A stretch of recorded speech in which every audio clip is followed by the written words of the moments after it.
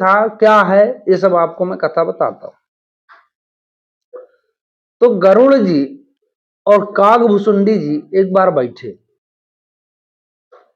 गरुड़ जी जो है नील पर्वत पर गए कागभुसुंडी से मिलने। कागभुसुंडी जी को प्रणाम किया, बैठे, दोनों में सत्संग चालू हुआ। तो गरुड़ जी ने कहा कि आप कुछ भगवान के बारे में बताइए, आप तो कितने वर्ष हो गए इस पर्वत पर रहते। उन्होंने कहा 27 कल्प बीत गए। 27 कल्प मतलब 27 बार मैंने प्रलय देखा, 27 बार मैंने राम जी का अवतार देखा। लेकिन उन्होंने कहा कि इतने, तो वो गरुड़ जी बड़ा खुश हुए कि बोले इतने पुराने हैं आप, तो आपको तो अच्छा ज्ञान होगा। उन्होंने कहा मैंने आज तक कुछ नहीं जान पाया, जो भी जाना बहुत कम है। तो उन्होंने कहा इतनी लंबी आयु आपने किस साधना से पाई। उन्होंने कहा मात्र गुरु कृपा से। तो कहा गुरु कृपा में इतनी ताकत होती है, बोले हाँ। तो उन्होंने अपनी कथा बताई कि सुनिए गरुड़ जी, मैं शूद्र जाति का व्यक्ति था, हालांकि ब्रह्मचारी था और मैंने शादी ब्याह नहीं किया। मैं एक आश्रम में जाकर रहने लगा, महाराज जी की सेवा भावना करता और शिव का परम भक्त था। मैं शिव जी की पूजा करता था। मैंने जिस महाराज से गुरु मंत्र लिया वो राम के उपासक थे, राम मंत्र दिए उन्होंने। वो राम की ही बड़ाई करते, राम की तुलना शिव से करते, शिव की तुलना राम से करते।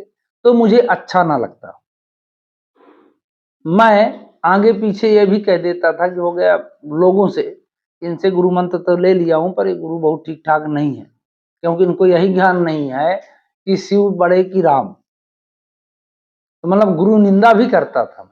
ये कागभुसुंडी बताते हैं गरुड़ जी को। हो गया इसी तरह मेरा जीवन बीत रहा था। एक दिन मैं शिव मंदिर में शिव आराधना में लगा हुआ था।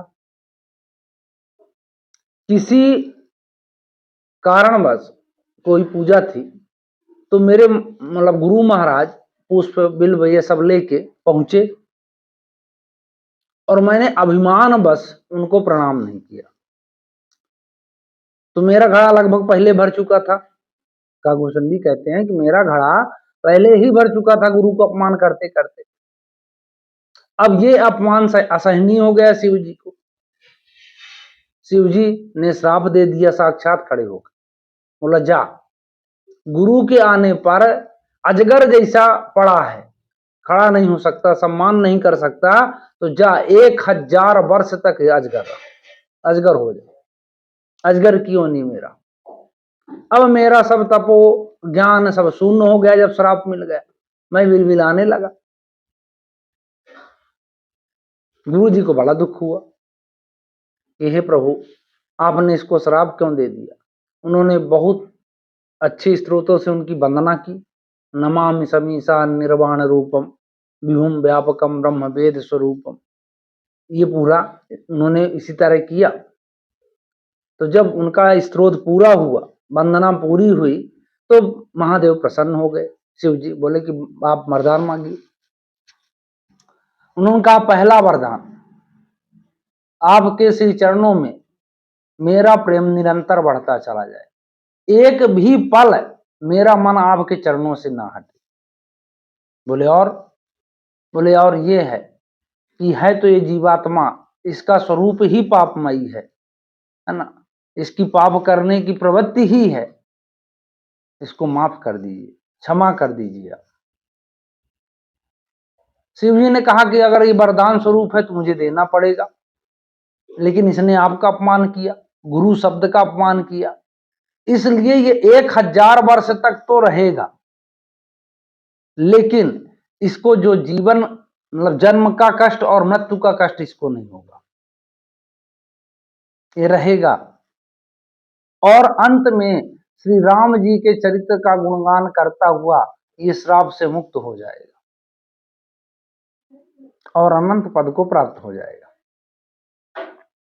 इस तरह शिव जी ने कहा। तो काकभूषुंडी जी ने बताया कि 1000 वर्ष के बाद मेरा जन्म अयोध्या नगरी में होता है। हालांकि शिव जी ने तो श्राप ही दिया था, लेकिन ये गुरु महिमा ही थी कि उन्होंने उस श्राप को बदल दिया। और 1000 वर्ष के बाद मेरा जो है अयोध्या नगरी में जन्म होता है, तो ये काकभूषुंडी जन्म से ही बैरागी थे, क्योंकि गुरु कृपा से इनको भूला नहीं था।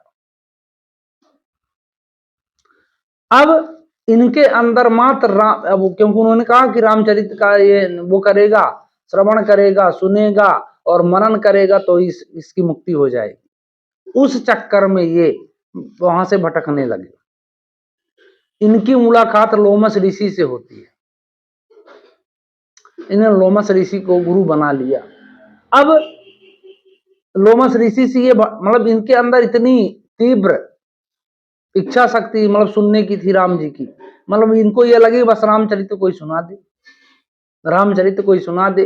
तो लोमस गुरु जी इनके जो थे वो कुछ दूसरा सुना रहे थे प्रसंग, और ये क्वेश्चन काट काट के राम जी का भर देते। लोमस गुरु जी के गुस्सा आ गए, उनको क्रोध आ गया। उन्होंने कहा कि मूर्ख, मेरा ही गुरु बनने चल दिया शिष्य बनने की बजाय, तो जा कांव कांव करता है कौआ हो जा। काकभूषुंडी जी बोले कि ले खजूर से गिरे, आसमान से गिरे खजूर पर अटके, किसी तरह 1000 वर्ष हम जन्म पूरा करके आए, यहां भी कौआ बन गए। लेकिन उनका ज्ञान खत्म नहीं हुआ था।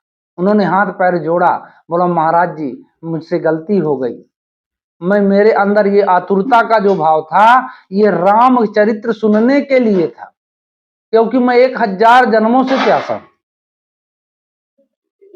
और वहां भी मेरा अवगुण मेरा वो बन गया बाधा, और यहाँ भी तो मुझे माफ करिए, मेरा कोई इरादा नहीं था आपको मतलब परेशान करने का। लोमस ऋषि को उन्होंने बहुत वंदना की। लोमस ऋषि प्रसन्न हो गए। उन्होंने कहा जाओ मैं तुमको वरदान देता हूं कि जहां जैसा चाहोगे रूप बदल लोगे, जहां जैसा जिस गति से चाहो चले जाओगे, 1 कोस जहां तुम रहोगे वहां से 1 कोस तक माया नहीं व्यापेगी, काम क्रोध खत्म हो जाएंगे वहां के। ये काकभूषुंडी को वरदान था, तो उन्होंने सब वरदान दिया। अब सब वरदान देने के बाद जब राम जी का उन्होंने कहा कि ये तो सब बेकार है, एक वरदान और दे दी। उन्होंने कहा मुझे रामचरित्र सुना दीजिए, राम प्रसंग सुना दीजिए, जिससे मेरा जीवन तरण तारण हो जाए। लोमस ऋषि ने कहा कि उनका जितना गुणगान करोगे उतना कम है। हालांकि तुम्हारा भाग्य है कि तुम अयोध्या में पैदा हुए हो, और यही जो है परमात्मा श्री राम राघवेंद्र सरकार का जन्म होगा, तो तुम खुदे मिल लेना। जो मेरे पास ज्ञान है राम जी का मैं सुनाई देता हूं। उन्होंने काकभूषुंडी को ज्ञान दिया। अब काकभूषुंडी जी उस दिन से अब कौवा योनि में चले गए। ये लोमस ऋषि का श्राप था। अब वो कौवा बन के उस दिन का इंतजार करने लगे जब राघवेंद्र सरकार जी प्रकट होने वाले थे। वो दिन आया जब श्री राम राघव प्रकट हुए। अब ये सब देखने जाते थे, तो उन्होंने भी सोचा कि मैं भी जाऊं। गए तो उस समय श्री राम मर्यादा पुरुषोत्तम अनंत ब्रह्मांड नायक के स्वामी बाल लीला में थे। तो धूल से उनका पूरा शरीर मतलब लपटा हुआ, एक रोटी लिए हुए, और एक रोटी के लिए रो रहे थे। काकभूषुंडी को फिर माया व्याप दी। काकभूषुंडी के मन में आया कि ये परमात्मा हो ही नहीं सकता, एक रोटी के लिए रो रहा है, बिना वस्त्र के, पूरे शरीर में वो लगाया हुआ धूल। ये कहते हैं कि मतलब ये अखंड ब्रह्मांड का स्वामी, ये नहीं हो सकता। उन्होंने रोटी चोंच में दबा के भाग दिया।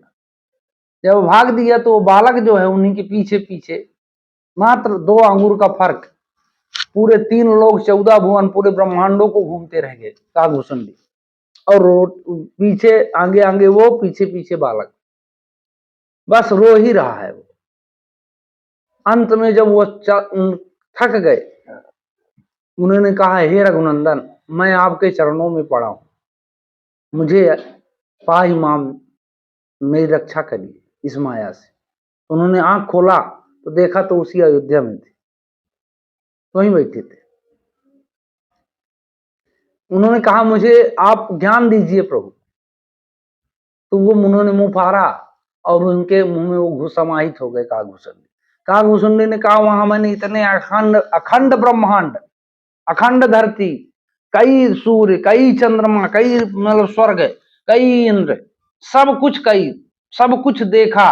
कितने वर्षों तक रहा, अगणित वर्षों तक, वहां भी मुझे सुख चैन शांति नहीं। फिर मैं बाहर निकला उनके अनुग्रह से। फिर मैंने प्रार्थना किया कि हे परमात्मा, ये मैं कहां फंसा हूं। तब उन्होंने कहा, मात्र नाम कीर्तन करो। और तब से आज राम राम कह रहा हूं। तो मैंने जो भी जाना तो इतना मुझे याद है कि सब कुछ उनके नाम का प्रताप है। जो राम राम सीता राम सीता राम सीता राम कहता है, उसको सब मतलब सभी जितने भी सिद्धियां, जो भी जोग वैराग्य, जो भी ज्ञान जानना चाहता है, सब कुछ उसको प्राप्त हो जाएगा। गरुड़ जी ने कहा कि हाँ, बात तो सत्य है। मुझे भी एक अहंकार हुआ था जब परमात्मा श्री राम को नांग फांस में बांधा गया था, तो मैंने मुक्त किया था। मुझे भी अहंकार हो गया था, ये कैसा भगवान है कि मैं मुक्त करने जाता हूं। तो उन्होंने मेरे भी अहंकार का हनन किया। तो कहने का भाव ये है कि जो इस तरह को सुने, मतलब कि जो काकभूषुंडी लाखों अरबों करोड़ों वर्ष परमात्मा के अंदर घूमते रह गए, उन्होंने राम को नहीं जाना, तो हम जैसे महामूर्ख मंडली क्या जानेंगे। हाँ, इतना बात पक्की है कि बस उनके नाम को जपने लगे, नाम को सुनने लगे, नाम को गाने लगे, तो हमारा भला होगा ही होगा, ये बात तो पक्की है। बस इतना हम जान ले कि राम सीता राम कहना हमारे सभी सुखों का साधन है, सभी दुखों का अंत है। बस भला हो जाएगा। ज्यादा जानने की कोशिश में ना पड़े। इसी आशा के साथ कि आप इतनी जानकारी लेकर बढ़िया सीताराम सीताराम कहेंगे, अपने जीवन को धन्य बनाएंगे। जय सीताराम।